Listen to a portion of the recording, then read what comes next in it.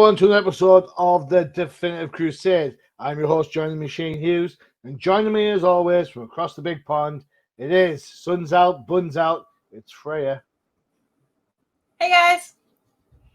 Yeah, Hey. it's nice and warm here, except for the evening thunderstorms, but I even like those, so it's great. How are you doing over in the UK?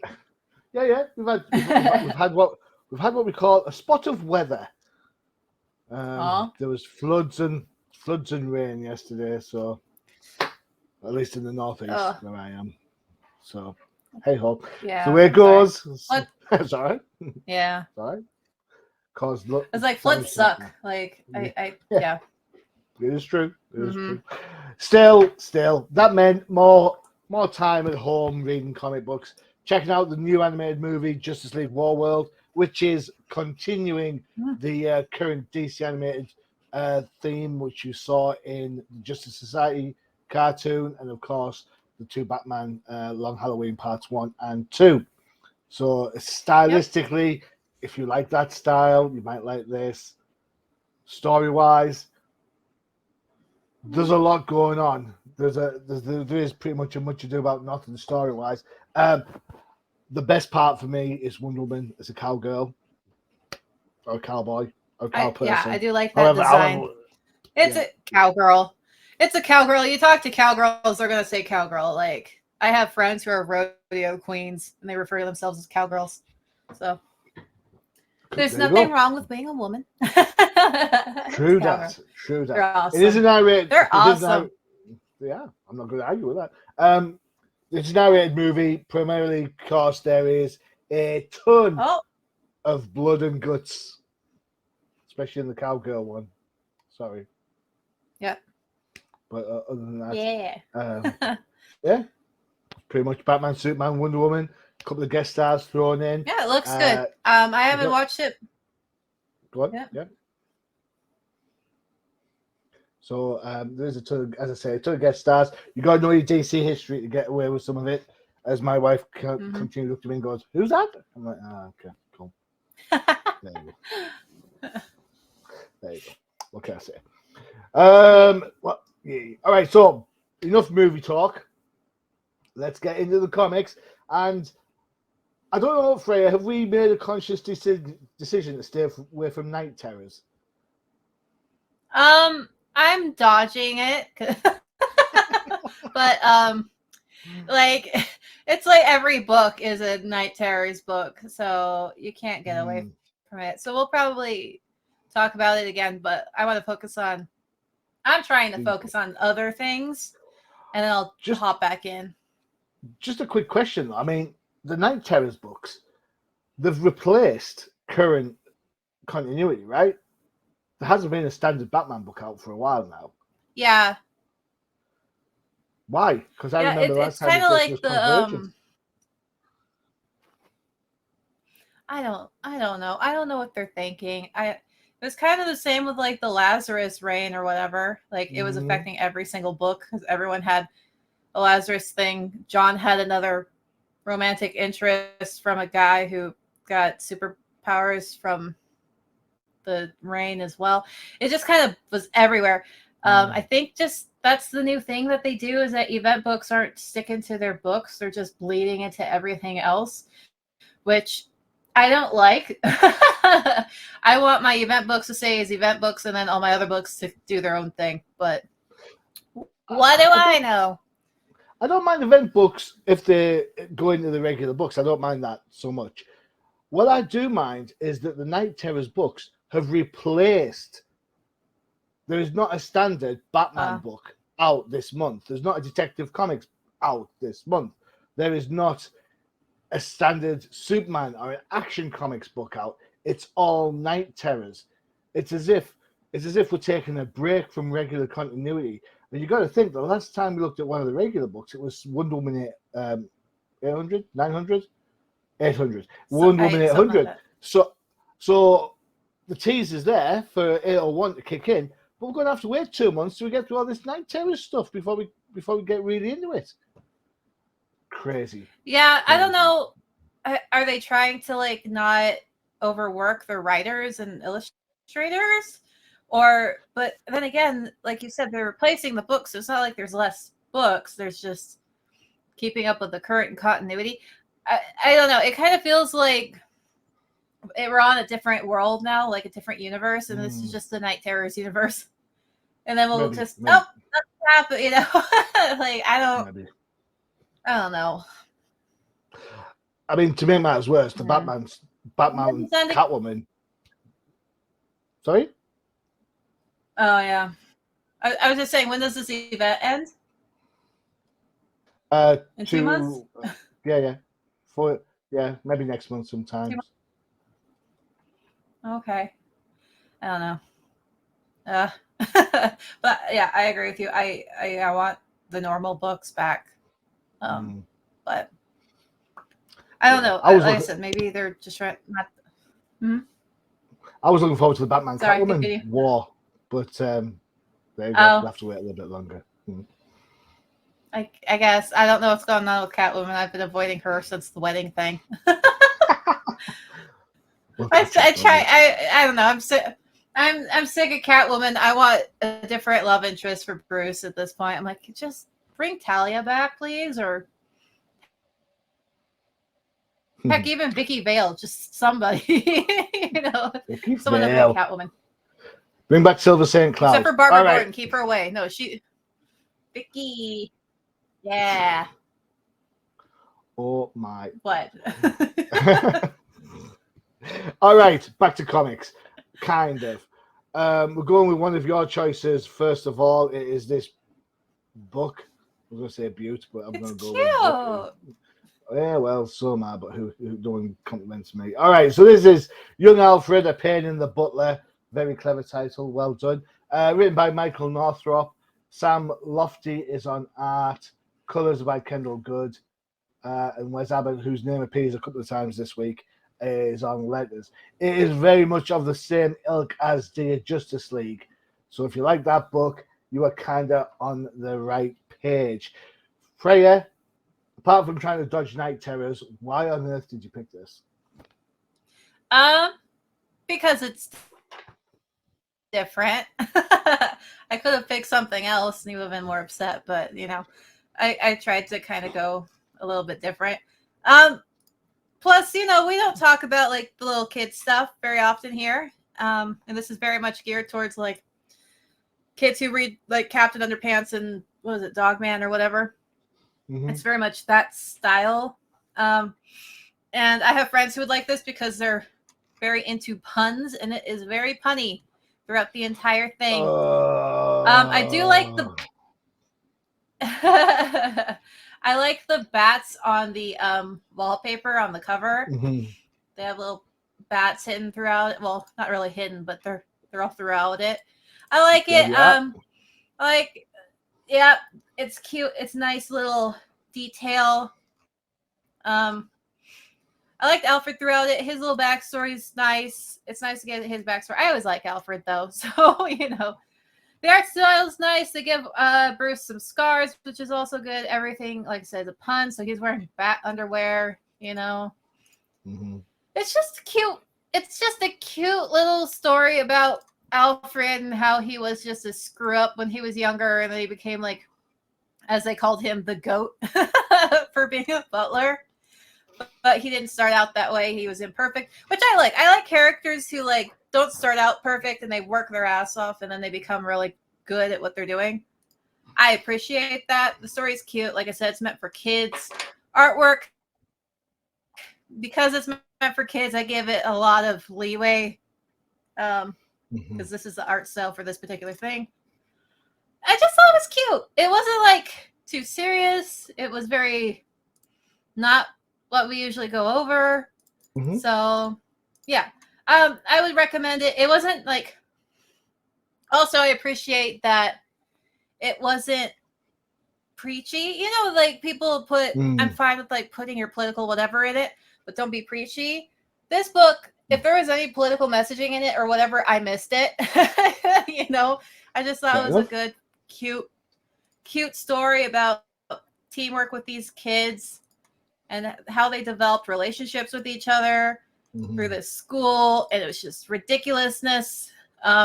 like using the cotton candy to sneak into the old people's like teacup, whatever, because they're old in heart, old at heart or whatever. But it was cute, and it introduced Penny, Alfred's little love interest from when he was younger. I don't know. I liked it. And it's very much geared for like younger kids. So I know you probably hated it, Johnny, but I just thought it was cute. Well, let's not, don't be putting words in my mouth. Don't be putting words in my mouth. If Alfred's the goat, does that not make him the goatler?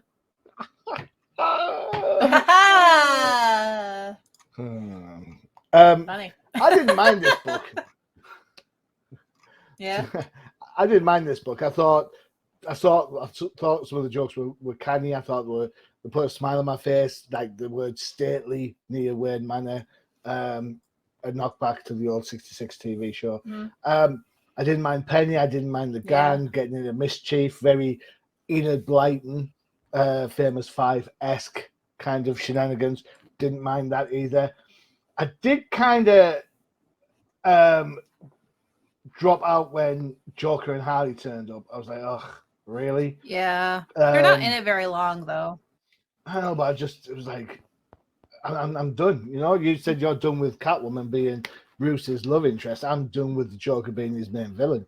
It's like everything you pick up, it's about the Joker. It's like it's called a rogues gallery for a reason. Imagine if you went to a museum that was classed as the best museum in the world for art, and there was only one picture in there. You'd be like, all right, the Mona Lisa's nice and all, but you know, it's like come and see the gallery of art, and it's one picture. That's what it's getting like. No matter what project we see a bat appear on, there's gonna be a Joker in there somewhere. It's like, you know, give it a rest already. Give it a rest. The art style works brilliantly for the book that it's aimed.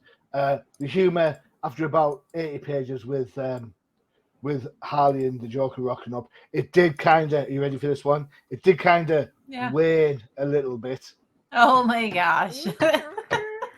Yeah, nice job. Gotler and Wayne. But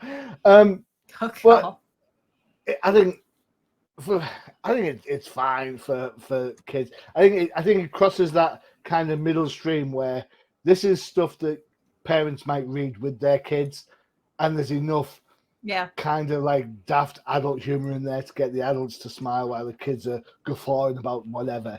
You know, I think for some of the adults, you do need to know a little bit about Batman to get away with some of the jokes and stuff, which is great because that's what it's there for, isn't it? Really. But no, I think DC put a lot of effort into their younger reader books. I'm still not quite sure why there's the virtue for the need for a younger reader book. I mean, when I was a kid, you got the comic book and that's it. And that turned out all right. Yeah. Right?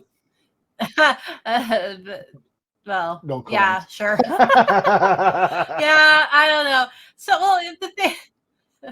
the thing is that they're trying to hit a market with like, because like I said, there's a lot of kids, especially my nephews, that were really into the Dogman and Captain Underpants books, which I believe came out when I was a kid. And so I think they're trying to get into that particular market.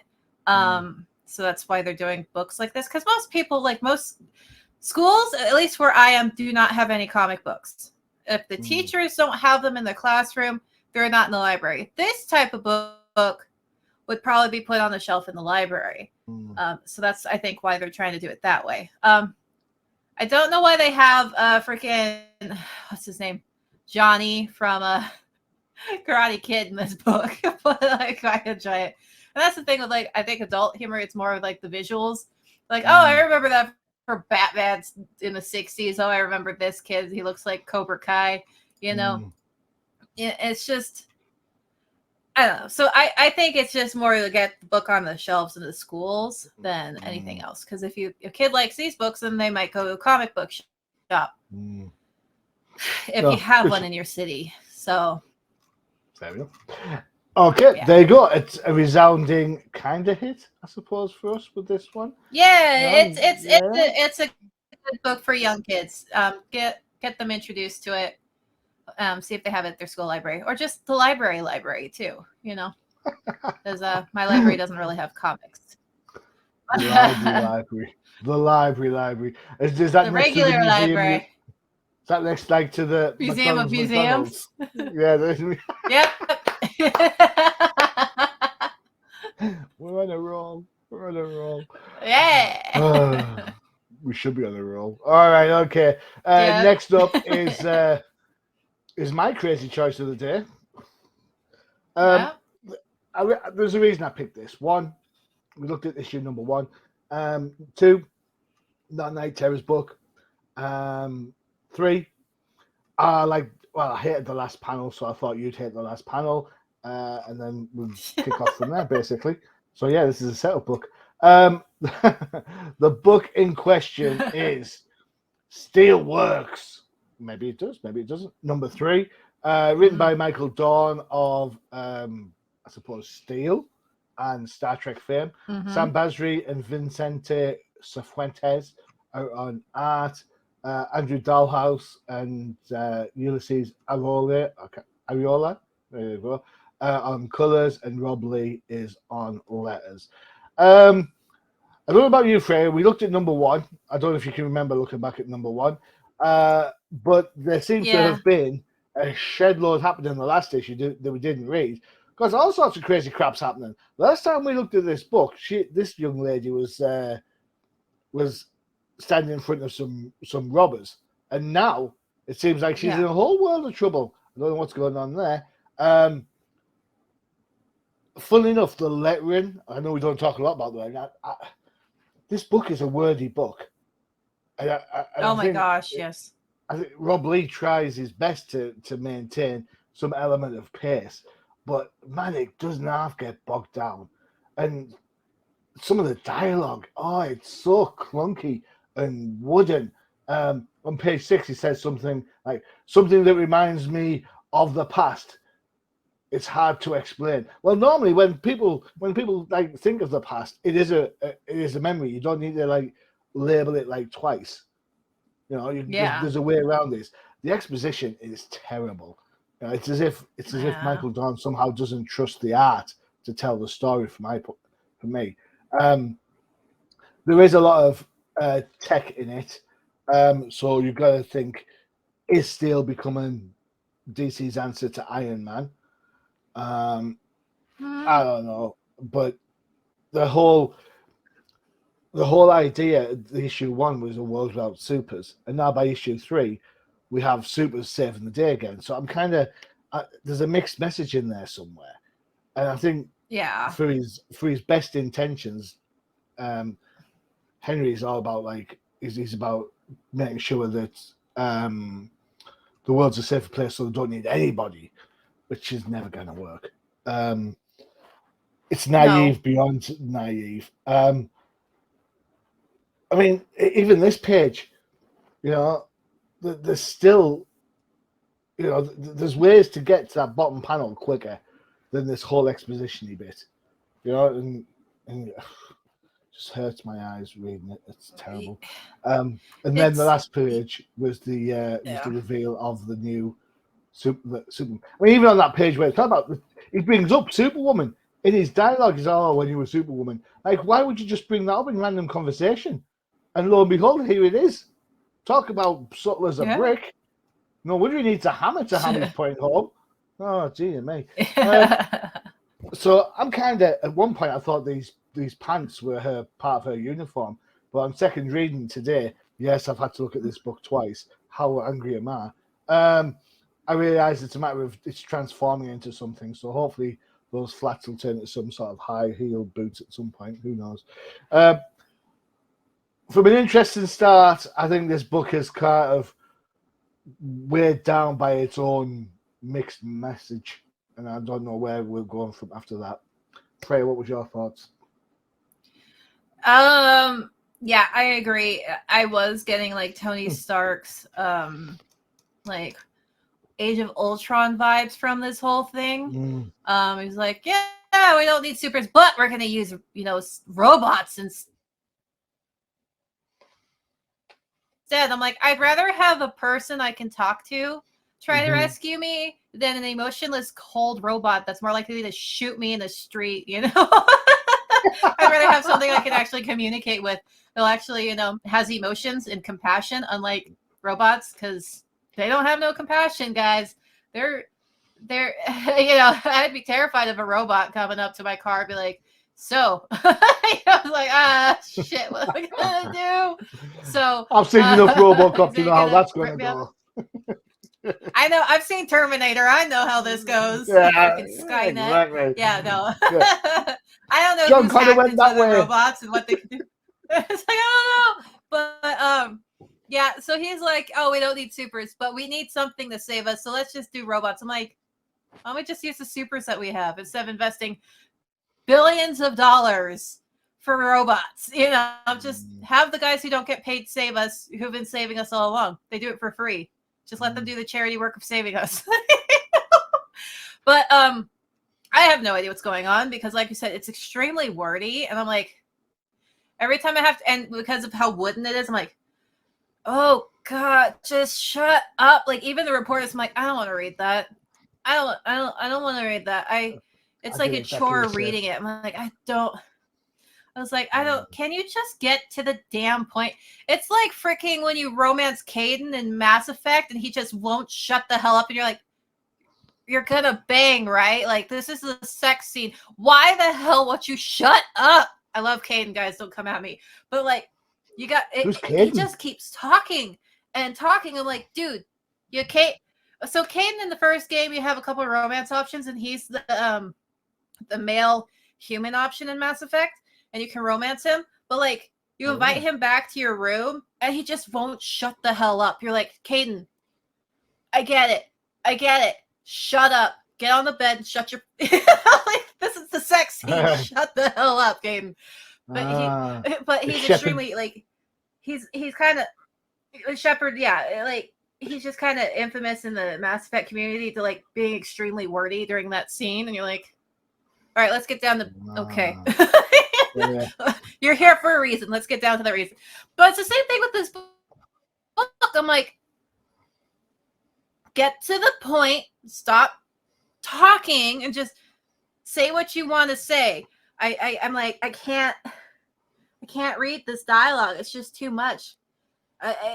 And it's boring. And I'm like, oh God. And like you said, the whole premise is incredibly naive. And I just... Yeah. I don't like this book. The artwork is fine. I like the artwork. The artwork's great. Henry is built like a freaking freight truck or freight train. My brain went, woo! The dude is built. And so is Superman. Everyone looks great. Lana, I don't know when Lana was a redhead. I always thought she was the brunette and then Lois was the redhead. I don't know. But that was because I thought Lois was, I don't remember. They changed them so much. I don't even freaking remember. Well, Lois has been brunette in the movies and the TV shows. I can't remember a redhead Lois. Yeah.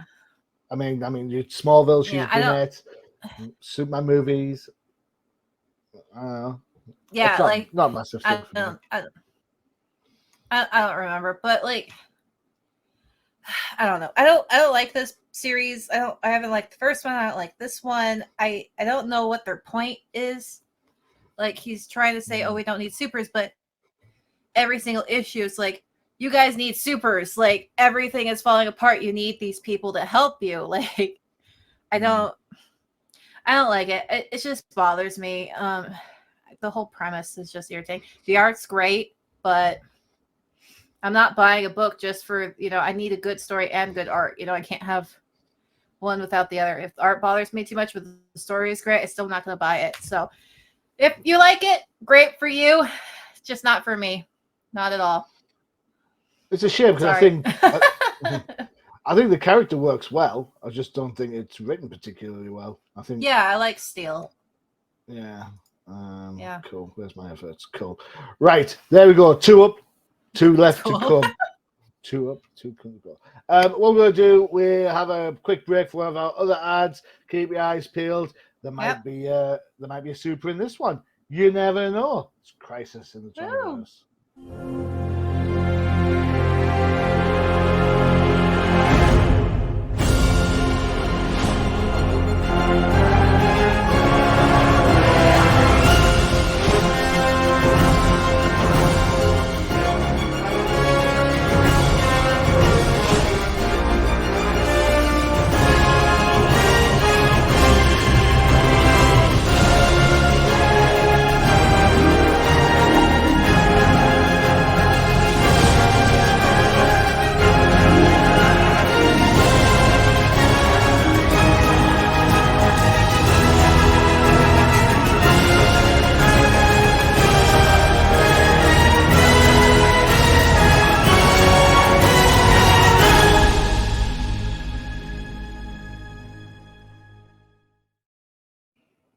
Any supers in there? I'm not sure. No. I'm not sure if there is any in there at all. Which is a shame because I think the Justice League Steel figure from based on the animated show looks typically top if you can find that because it suits that really triangular style brilliantly. All right. Okay. Yeah. Next up is another. Oh my God! Why did you pick this book? From Freyja. It is. Yeah. The Mighty. Oh, good God! The Mighty City Boy #3. This is written by Greg Pak. You have to help me out with the pronunciation. I'm going with Minkyu Young as the artist. Does that sound about? Yeah. Okay. Cool. Yeah. Sounds about right. Close enough. I'm not very good at it either. Sunny Chow's on colors. Wes Abbott, who we've mentioned already at least once, is on letters. Frey, this is your choice, and I know we looked at the first issue, so again we've missed the second issue, so hopefully we have some idea of what's going on in this one. Take it away, please, dear. All right, so City Boy, I think they need to come up with a different name for him. Just putting that out there. He's our new Korean superhero. He can like see the life force or life of the city. You know how people say that cities are living, breathing like things. It's interesting. But he's back. He's going through chaos with freaking Dr. McCarson. I think it's McCarson. Because he accidentally stole his abilities from them because they're from this weird cult. The Doctor's freaking bodyguards look like Sentinels from the old X-Men cartoon to me. So that's all I see with them, with the purple and the blue suits and the little freaking dome helmets. But yeah. They look like Sentinels, don't they? Like it just distracted me the whole time. Yeah, they look like those old school Sentinels. So he got really upset, essentially. I think it's supposed to be. I think it's supposed to be Intergang goons. I'm not sure because Intergang's mentioned a couple of times. I don't know. All right, sorry. Carry on. They might be. No, it's fine. But anyway, like he got upset because they were torturing. They were hurting. What was his name? Fuji. Crap, I forgot his name. Fujiwara? Fuji. Yeah, I'm just gonna call him Fuji. Right. I can't remember his name exactly, but he got angry and kind of like manifested this like dragon, which is like Metropolis. It's a manifestation of like Metropolis City. It's this giant dragon thing, which is why Superman showed up, because he's like, what's going on in my city right now? So he's trying to help this kid because Superman being Superman, he's like, protege young kid thing, Soups is being Soups. So he tries to help him out with the angry dragon. He tries to talk to him, be like, you're Metropolis, we love you, blah, blah, blah, blah. The dragon's like, yeah, screw you. And he goes flying off. So then he has a little sit down with the little city boy kid because I guess he figures out that they're linked together. And so he has a little sit down with the kid about like his emotional issues and his past and like what happened with his mom abandoning him and all that stuff. It was actually kind of a sweet issue with like Superman being, those like people like the parts where like the superheroes are being superheroes without like using superpowers. Like they're trying to like help people on like an emotional level and whatnot. It's kind of what I got from this issue. Is he's sitting down and he's kind of like talking to this new kid who got these powers they didn't want, and he's kind of freaking out a bit, and he's has a chit chat with him, and after he has this little sit down with the kid and he's crying on the street corner, the dragon turns into this cute little like pocket dragon, and he helps him with that. It's just, I thought the thing was sweet. He helps him like, you're not a monster, essentially he's like that whole Spider-Man thing, or he's like, do I want to be a hero? What do I want to do with my life at this point? It's what I have to do. And I thought it was a good issue for Superman being a mentor. Because I like that type of superhero stories from time to time. It's not all of them beating the crap out of things. And then he's like, you make the decision whether you want to help or not, and the kid ultimately decides to help the people, because he was like everyone else. He's like, people are shit, man. He's like, people suck. Yes, they do. Superman's, yeah, but all of us, can be good.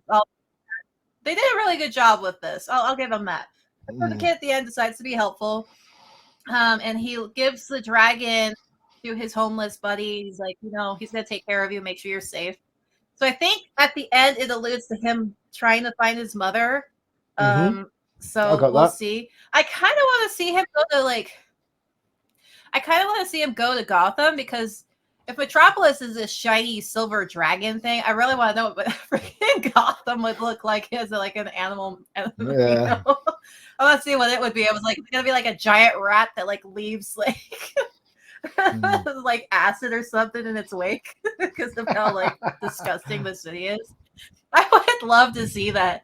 I just want to see all of the like what it would be. It would be interesting. Or if they're gonna go the Asian route, like because the four deities of like the different directions. Since we already have the silver dragon, maybe like it could be like the tiger, the the phoenix, the tiger, or the turtle, which would be interesting if they did that. But who knows?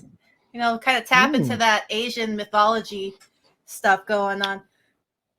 Because, like in Asian mythology, each direction is the animals. I can't remember which direction's what, but like I said, it's the tortoise, the tiger, the phoenix, and the dragon. We already have the dragon at Metropolis, so if he goes to the other major cities, I want to see what their thing is. I would also like to see this kid interact with Monkey King or Monkey Prince. Mostly because I like that kid. Yeah, that's probably doable. That's probably where the Gotham element comes into it. What I will say is I think that I can see Gotham as a phoenix, always getting rebirthed. Yeah. But that's true. It could be the cool phoenix. Yeah. So this book for me, I want to see Central City as the tortoise, though. Sorry. That'd be cool. That would be so cool. So this book, yeah, I'm kind of on the fence with it.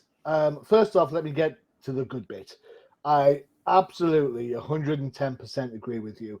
The impact of Superman having a conversation with the kid is absolutely spot on.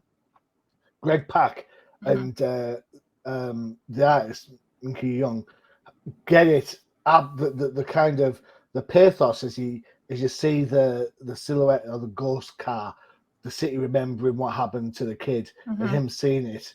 That plays throughout the issue is absolutely spot on. It's done brilliantly well. Yes, I agree with you. There is that illusion that he is following. That's allusion, not illusion. That he is following the car. You can see it's next is Bloodhaven, so we're going to follow the car and see where his mum is. It could be a nice end to a bit sweet end down the line. Who knows? Right, that's that done. Yeah, it's kind of like someone said at DC offices, why don't we have a manga comic? And someone said, yeah, that's a great idea. Let's get on that. And started drawing this book. And then somebody in DC editorial said, wait a minute, we can't have it too manga because no one's going to like it. Let's make it more Western. And you end up getting this, which is a mix of both and succeeds at neither. particularly well. I love the dragon design. I love it when it's massive. I love it when it's small. I love that. That works brilliantly. No one can draw Superman shorts. What's going on? Normally people have problem with the S. But if you look through this, his shorts are high leg, then low leg, then proper boy shorts, then not short. I'm like, for Christ's sakes, pick a style. And to make something even worse is that the kid himself, he goes through some facial changes like nobody's business. In one that he's like quite strong jawed, next he's quite lean, then he's strong, and I'm like, I get that art's supposed to convey the emotion of the piece, but this panel I'm looking at here, I have no idea what this bottom panel is he doing. Is he angry? Is he trying to control something? There's just not enough of anything on there. You can see here that he looks quite, this one, his face kind of looks quite inwards like that. Yet this one next to it, it looks quite chubby in comparison. This is on the same page. Yeah. It's like three different characters on the same page. And it kind of distracts a little bit. You know, even Superman's not immune to this. He does, his body changes, face changes so often. I get that some artists aren't used to drawing certain characters all the time, and I get that. But if you're going to have a guest star, and I'm assuming that the kid's going through all the different cities of the DC universe, he's going to have guest stars in every single one of them to help kind of draw the regular comic book reader into something that might think's a little bit outside of their comfort zone. So, you know, you better get your Nightwing right, or else there'll be hell to pay on that one. You better get Nightwing right. They kind of did the same thing with Monkey Prince, with his parents moving from each city because they're villain goons, and so whenever a superhero takes out their leader, like, well, time to move cities, get a different job. So I think, and Monkey Prince actually was good. I liked it a lot, especially when he met Supergirl, you know. But I hope they do a good job with the rest of this, though, with that. And I get Nightwing right, please. I think it's an important book to have for sure, primarily because it is a different voice and a different take. So I think it's important that we get that. I mean, it's equally important to get that as much as it's the younger reader stuff. And like I always harp on, I want original characters now, and I don't want them to be abandoned. If you want diversity and everything, make your original character and keep at it. You know, don't just like leave them because they're not as popular as the 100-year-old Superman, you know, because obviously they've had 100 years to develop this massive fan base. You gotta keep at it and write them good stories and make them likable characters and have character growth, which they have been doing quite. Like Yara's been doing really well. I love Yara, and like I said, Monkey Prince, I really enjoyed him, and you know, and I especially enjoy his interaction with Damian. And now this kid, I'm so on the fence with him, but I've been liking it so far. So hopefully they continue to do that, and hopefully they don't just abandon them like they did Duke. Because when was the last time we saw Signal? Or Jessica Cruz. Or Jessica. Yeah, it's not even just in comics. Like they did DC did a post where they were talking about all the like Robins and Batgirls and everyone who worked for Bruce, the Bat family. I'm like, but Duke wasn't in it. I'm like, so where's Duke, guys? Huh? Where's Duke? You claim you want diversity, but who do you leave out? Huh? Why'd you leave Duke out? You know, is there something wrong with him? But yes. Yeah, so I was like, stop. If you don't, it just feels like they're all just a bunch of lip service and they don't actually want it. And I'm like, just stick with it. Kind of like Punchline too. Like stick with her, you know, and stop changing legacy characters. If you want a LGBT character or whatever character, create them and make them likable. People don't dislike these characters. They dislike you changing original characters to fit whatever, because that just seems like you have a fetish for something. And you're like, I had back in the day, I wrote a fan fiction where Dick Grayson was plowing the freaking Red Hood or something, you know? So it just feels like that. It's not that people don't like those characters. It's just that you need to, and for Katie Kane, where the crap is Batwoman? You know, what happened to that's her? a shout. Yep, I agree. Like, it's people don't, like I said, people don't dislike diversity and, you know, everything. They hate how you go about it. Do it a different way, and like people will embrace it because, like I said, Katie Kane's an awesome character, and she's been around forever. It feels like, but it's just anyway. Sorry, I'll stop now. Let's get to the next book. You're absolutely right. I'm sorry. We say this. No, you are right. We talk about this a lot. You know, diversity for diversity's sake doesn't work. True diversity comes when everyone's treated equally and everybody has a say of what goes on. You don't need to. You need to make original characters that people relate to. You're not gonna be able to create a character today and automatically have the same level of fandom that Batman or Superman or Spider-Man even pulls in, because these have been multimedia icons for decades. And to be fair, who are you trying to impress? Because the majority of readers, like it or not, are older readers. Maybe not. When I say older readers, I mean not kids anymore. So, you know, there's a reason why.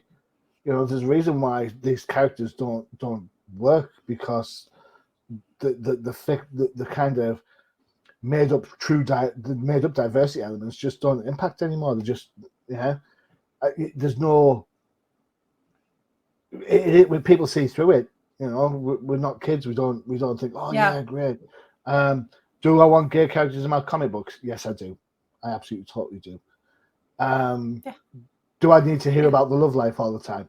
No, I don't. And that's not because I'm against gays or lesbians or trans or anything like that. It's just we don't, you know, we've seen that with Batwoman, 12 issues of her pining after a lost love. I've never seen 12 issues of Batman sitting around in the cave wallowing in self-pity because he lost a girlfriend. So it's just, you know, just make them interested. Make the stories interesting. If they have a love interest, they have a love interest. It absolutely doesn't matter one way or the other. So because like I said, if you focus too much on who they're sleeping with, you know, it really makes it feel like you're that creep who's like, can I watch you lesbians make out? It feels like it's a weird fetish. And because we don't do that with the straight characters, so why are we so hyper focused on who's banging who with the LGBT characters? It's creepy. It's weird. There's more to these characters than just who they're sleeping with. And honestly, it's kind of insulting. Like, and like I said, it just feels like a creepy fetish at that point, you know, like the guy who's like, I'm going to watch lesbian stuff, so I'm going to write a lesbian comic book and just do that because I'm into that sort of thing. It's creepy. So when you hyper focus on who they're sleeping with, because when Batman was getting married to Catwoman, we didn't have him like constantly flashbacking to like, and that's what it's just equal. Treat these characters equal, because when you don't, you can tell that something's off. People aren't as stupid as we believe. Well, with some things usually, but you know what I mean. But make good, diverse characters. Don't take legacy characters and give us scraps. Sorry. It's just something I'm like, I want a good Batwoman book. I really do. Me too. Sorry. Me too. Continue. No, it's fine. Get to the I put my Freyja rant sign away, so it's like you don't help me out at all there. So, all right, okay. Last book. Sorry. Last book. Here we go. My choice. We have saved the best till last. This is the Justice Society of America, number 5. Let me get the notes on this one. Written by Jeff Johns, art by Michael Yanin and Jerry Ordway. Colors are by the incomparable Geordie Belair and John Cleese. Rob Lee is on letters. Now, I'm going to say, before we get into this big time, I absolutely love this book.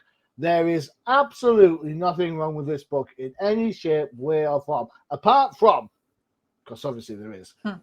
What's going on with Flash's pose on this cover? He's flying. No, his left arm should be crocked behind him, and his right arm should be up like that, not straight. It needs to be, like he's running. Because he's stuff flying. like that. He's not running. He's flying. Don't mind me. Well, and obviously, Huntress's costume is a little bit on the baggy side. It doesn't really work particularly well. It's sort of coveralls, really. But it's a nice cover showcasing the Justice Society of its variations, to be honest, because you got to remember, originally in Justice Society, the first time around, there was no Stargirl, there was no Power Girl, there was no Huntress. These are characters that get added on later on. So it's an interesting cover. I quite like that. Story-wise, it is the end of the Per Degaton arc, and the modus operandi is pretty much, on the Deus Ex Machina, is the snow globe from Beyond Flashpoint. So if you haven't been reading that book or collected the trade since it came out, you're going to think, what's going on here?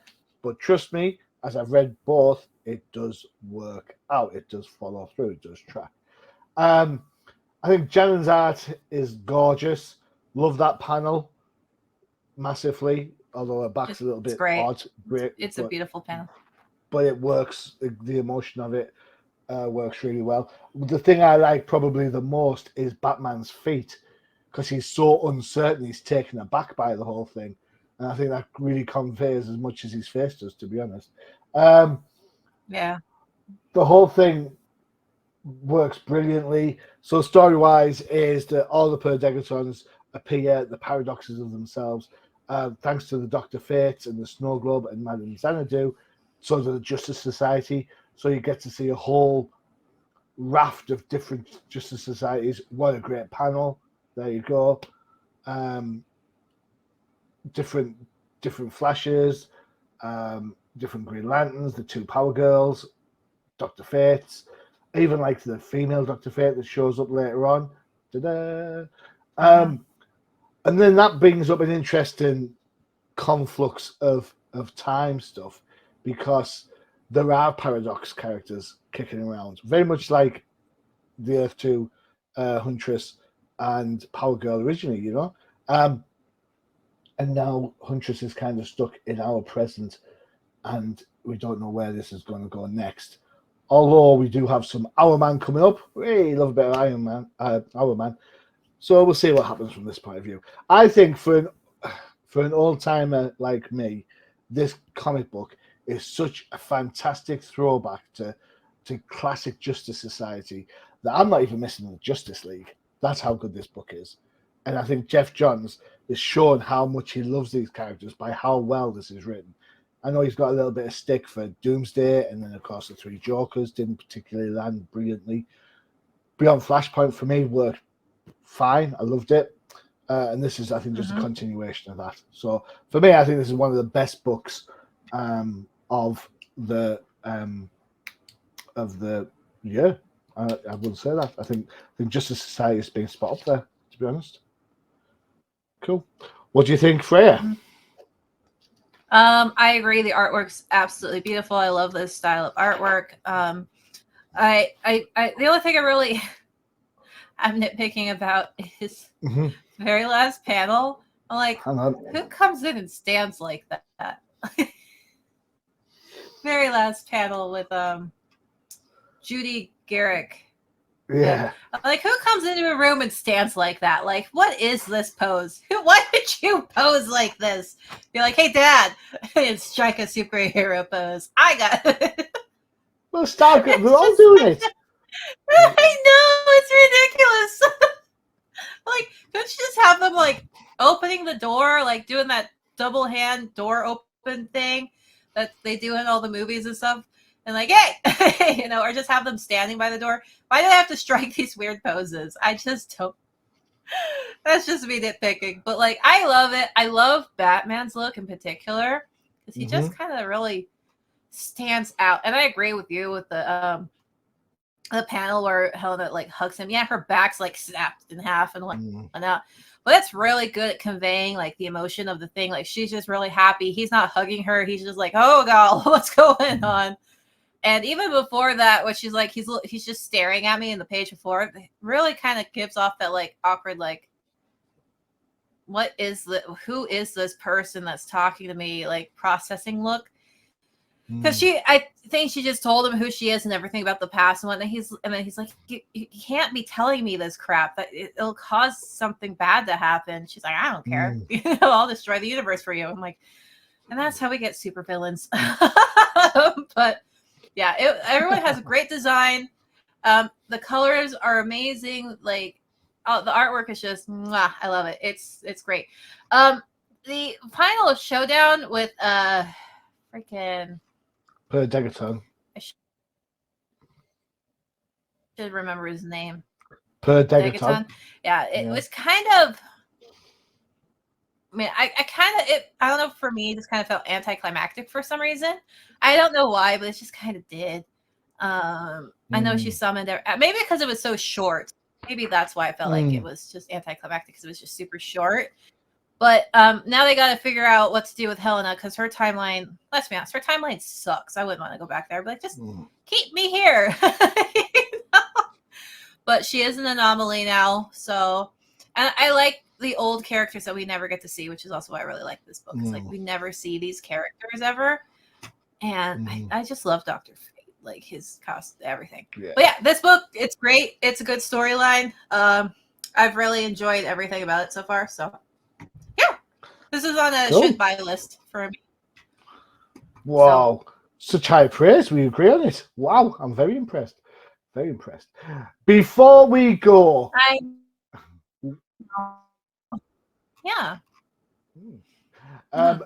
Cool. Before we go, the Eisner nominations for 2023 are out, and something caught my eye that kind of I thought I'd bring up quickly. Best continuing series. Nightwing gets a nomination. What do you think about that? And she's gone. And she's back.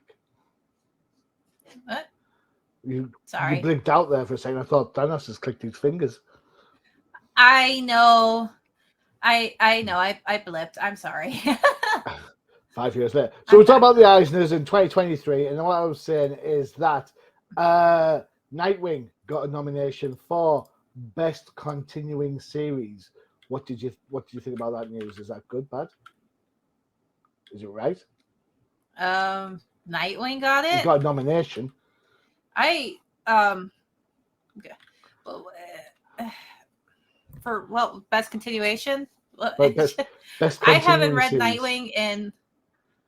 Oh, okay. I haven't read Nightwing in a while, and not since the Rick situation. That's just like I was done. But I don't. Out of everything we've gotten so far, though, I can. Maybe. I don't know why it was Nightwing. I think there's other books. That could have probably should have been there. But like I said, I haven't read Nightwing since the Rick situation, because that just straight pissed me off. All right. So one more bit of news for a nomination. The best single issue one shot was nominated. It's just nomination, remember. Batman One Bad Day. Guess which one it was? If it's not Riddler, I hope it's Raj Al Ghul. It was, which in one fact, was it? The Riddler. The Riddler one? Okay. Yeah, I can see that. The Riddler one was pretty good. Yeah. I think we said that was one of our favorites. Yeah, we did. I think that was absolutely the best take of the Riddler for ages. There you go. Cool. It really was. But then we had that other one, like with the other origin story. It was just yeah. But that one just helped to elevate the other one. So well, the other one's written by Paul Dano, isn't it? It's based from the origin of from the Batman movie. So it works in two levels. One, it gets you interested in watching the Batman, and two, it's so bad it makes you want to go and read one bad day because it's so much better. It does. That double whammy, man. Yeah. Gotta say though, the Batman, I didn't like it. I mean, I liked parts of it, but I didn't like Who they got is Catwoman. I didn't like how she was. Riddler was not very Riddler-y. I don't know how to explain it. And then Batman, I don't know why they keep, when they hire him as an actor, I think they should put it in his contract that he has to shower and wash his hair. Because even in freaking the Twilight movies, his hair looked slimy, and it was just equally worse in this one. I'm like, man, I know I've watched interviews with you where you said that you just kind of roll out of bed and go. I'm like, please just wash your hair. I didn't like him as Batman. I didn't. So I hope they go with someone else next time. George Clooney. Sorry for all of you. No. No, so I'm holding out for an older Batman played by Jensen Ackles. That's what I'm holding out for. An older Batman. I know an old guy who could. I'll send you my audition for. No. What do you mean? You're gonna do it? I'm vengeance. Yeah. There you go. You'll be. I'll play Batgirl then. I'll be Oracle. I'll put a bat suit on. They'll have just me. He'll never actually see me in person. It'll just be on the screen. There is a thought that's going to linger. Excellent. Freyja in a Batgirl suit. Woo. All right, there you go. Yeah, I'll do that for Halloween. Let me book the show in right now. Right, okay. I'll try to get a Batgirl suit going. Sweet. Good. There you have it. 4 up, 4 down. We've thrown in some movies. We've thrown in some awards. Freyja, thank you so much for spending the time. I really do appreciate it. Oh, no problem. You're welcome. And don't forget to check the UCPN for all your favorite pods, including K-Pop Cosmos. Once every month, right, Freyja? Yeah. Yep, once a month. Once a month. Booyah. Yeah. And I've been playing the ad on OTP and as well as Old-Timers. And people love that advert, so well done. Well done. Really? Thank you. Mm-hmm. Yeah. I still hate it because I created it and I don't like anything I make. It's all boy bands and Power Rangers to me, but hey ho. And of course, I mentioned it before, the Old Timers Comic Book Show, where hosts aren't old, but the comics most certainly are. There you go. We're all done and done. Freyja, really appreciate your time as always. Yeah. No problem. I've been your host, Johnny Machine Hughes, and as always, adios. Bye, guys.